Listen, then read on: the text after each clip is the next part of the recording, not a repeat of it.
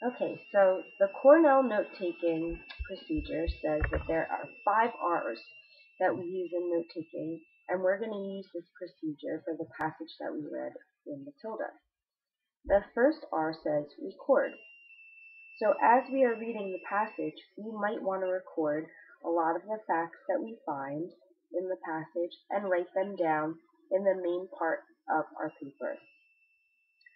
Some of these facts may be about how Matilda's parents treat her and what they think. Also, some of these facts may be what Matilda knew at certain ages, at the age of 1.5, 3, and 4. So the next R in the note-taking process is reduce.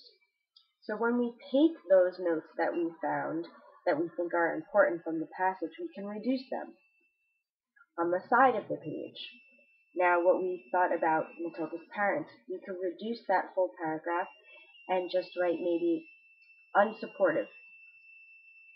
And for ages, at the age of 1.5, instead of explaining everything we know about what Matilda did, we could just write speech or vocabulary.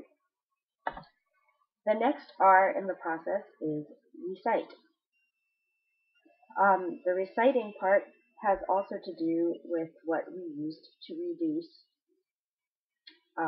the notes that we had already taken. Then we retake those notes and we write them again on a separate part of the page. The reflection is kind of like a summary of everything that we learned about the passage, and we can write that at the bottom of our notes. We could write a whole summary of a 2-paragraph passage in maybe 2 sentences.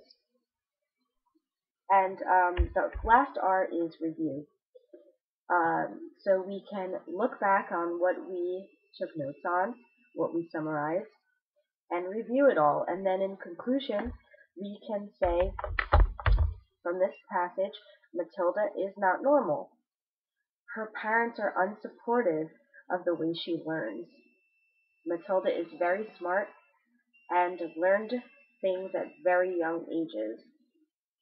And that's a summary of the entire passage.